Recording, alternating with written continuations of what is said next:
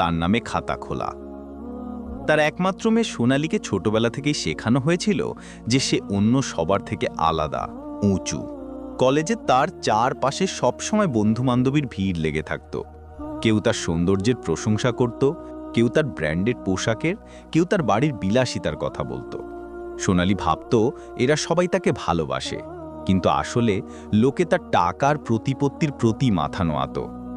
সেদিন সন্ধ্যায় কলেজের গেটের কাছে অনেক ভিড় জমেছিল।